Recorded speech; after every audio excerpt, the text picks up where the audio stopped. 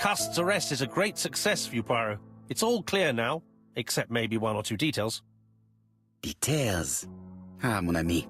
The devil is in the detail, as we say. Excuse me?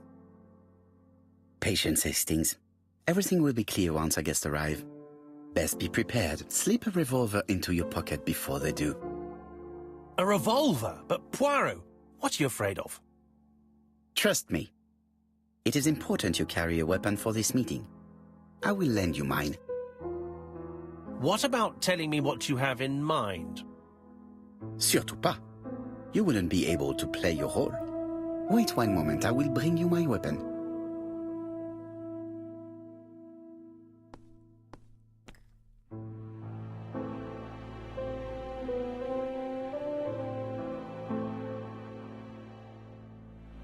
Justin Devon.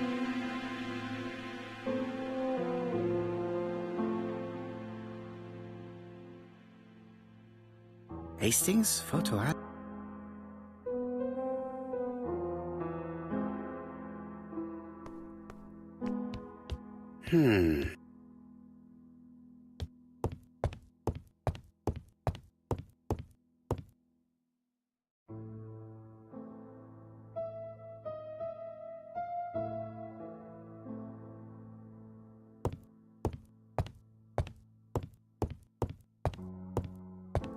The white ammunition are blank cartridges. The others are real bullets. I have to choose the type of bullets to load. The revolver is loaded with real bullets. I still have time to choose blanks. The revolver is loaded with blanks. I still have time to choose real bullets.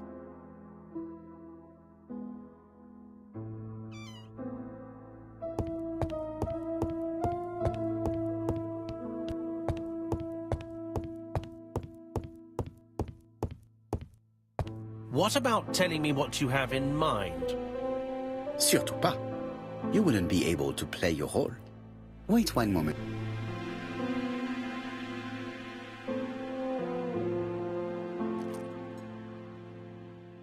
Voila, I entrust you with my weapon. It has hardly been used, it is almost new.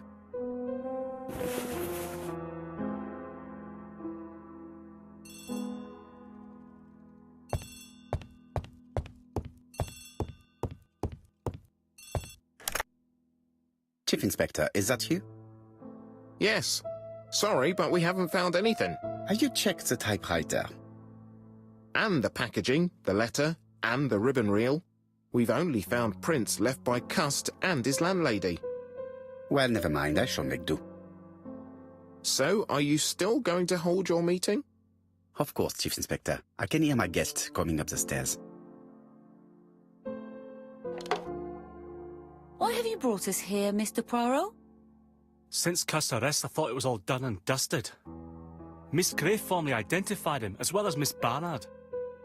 Yes, and the stockings he sold are of the same brand as the ones found at my aunt's.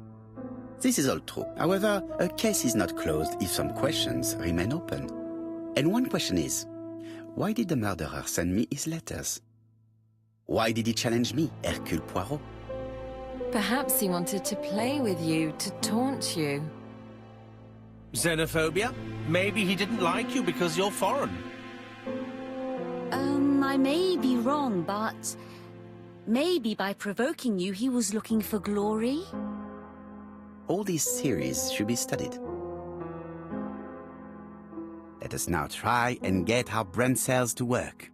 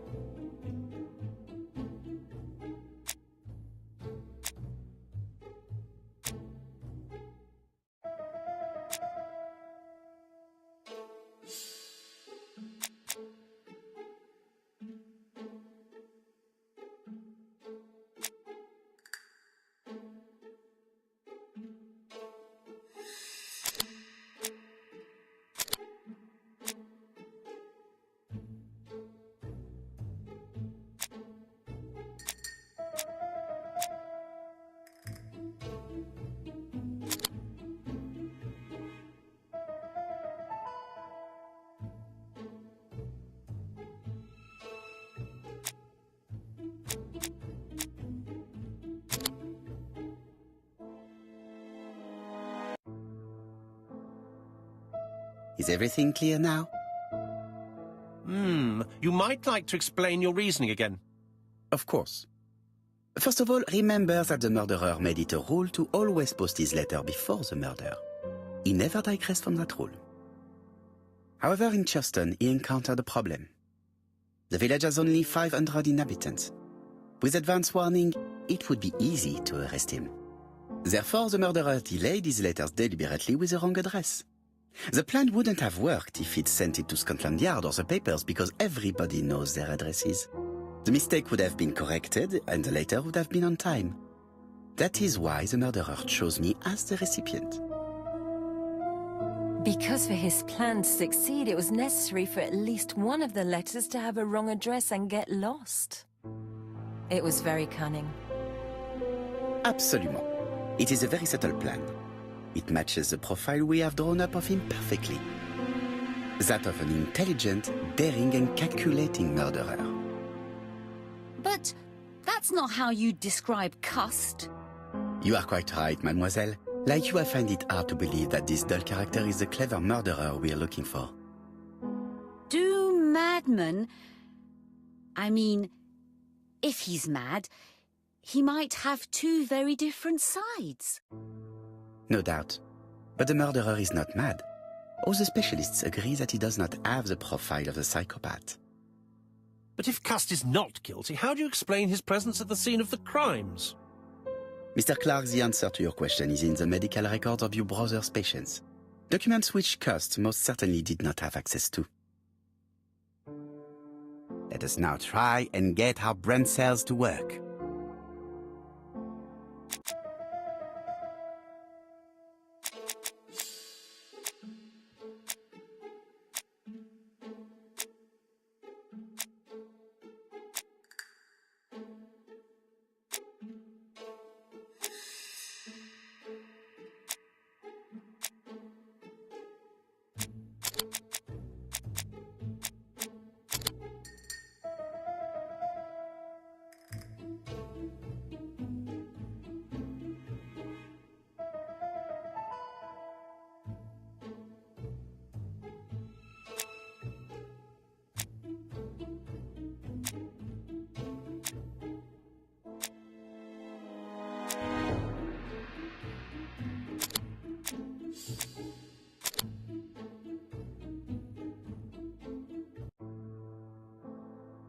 Dr. Clark's patients' records provided a very useful list of potential victims, sorted by alphabetical order.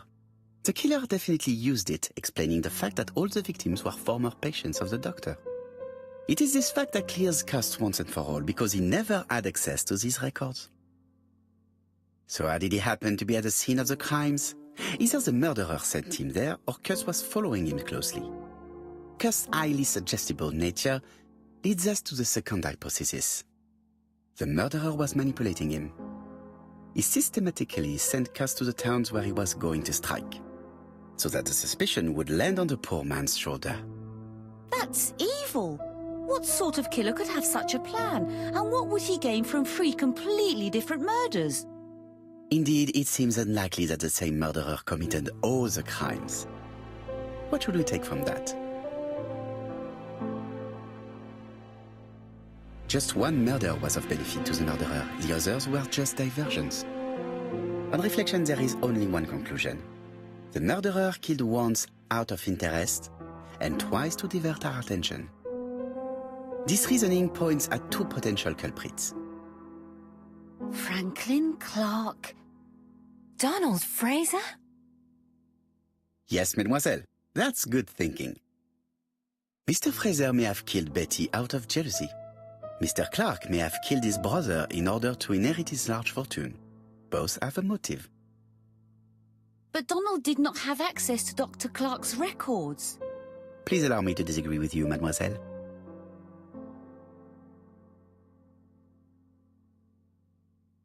He works for Court and Brunskill, one of whose clients was Sir Carmichael. It doesn't prove that I went to Comeside. You could have done it, and you may have used the opportunity to take a look at Sir Carmichael's records. You think I'm guilty? You or Mr. Franklin Clark? That's ridiculous. both of you have a motive. The question is, which of you has the profile that most resembles the murderer? Let us now try and get our brain cells to work.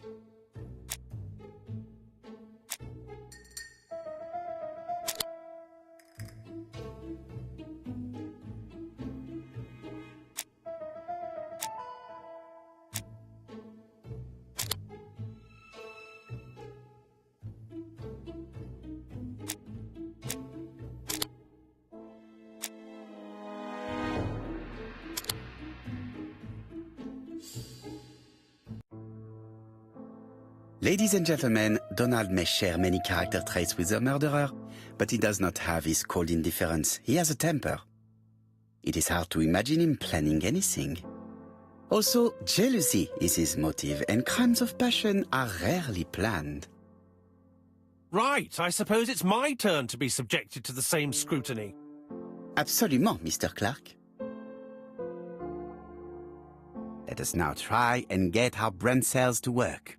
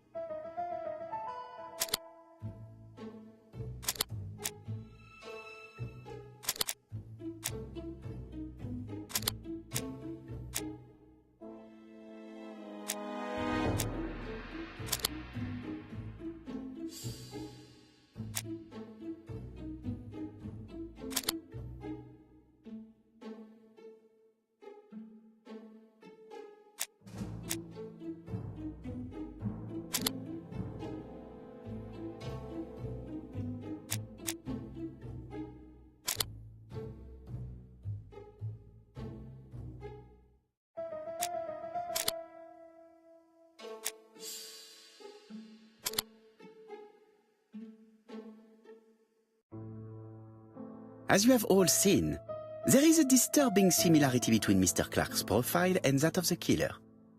In actual fact, it is exactly the same. Mr. Poirot, your psychological studies are interesting, but your conclusions do not add up. Why would I have wished my brother's death? The inheritance is lawfully mine.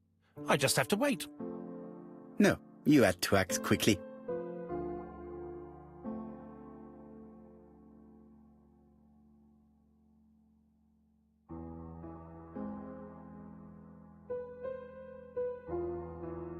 Because of Miss Grey.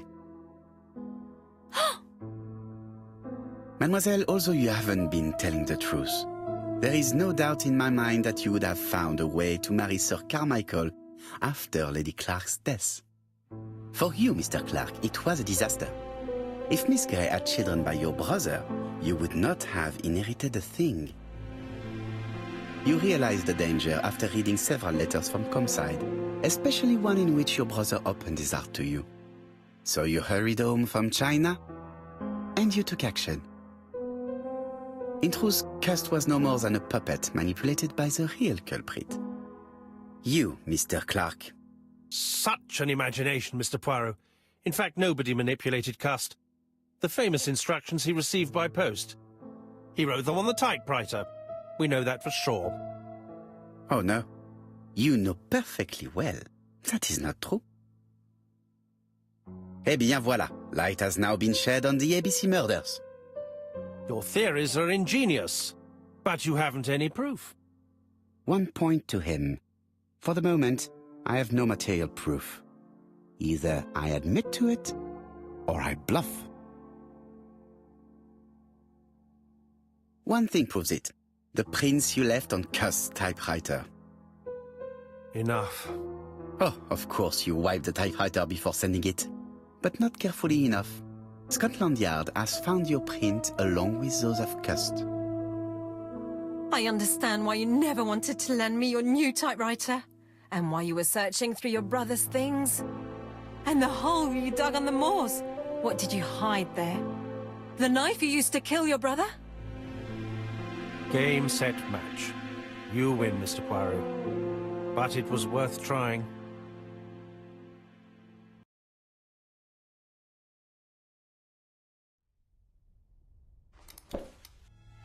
Don't come near me! I'll never let you take me, Mr. Poirot!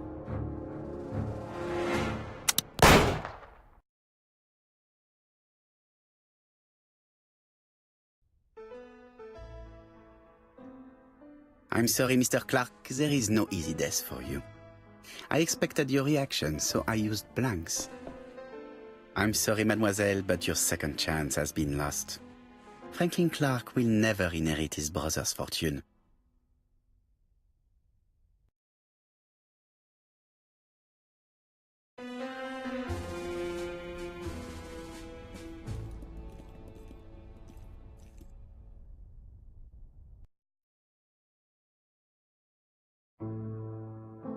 Disappointed at having missed the chance to become Lady Clark, Thora Grey left England. Donald Fraser and Megan Barnard married. On Poirot's recommendation, Mary Drower started to work for Lady Clark. The elderly lady's condition suddenly took a turn for the better. And a few months later, to Dr. Logan's great surprise, she was back on her feet again. According to this eminent physician, it appears to be an extremely rare case of spontaneous remission. Lady Clark has enjoyed very good health ever since.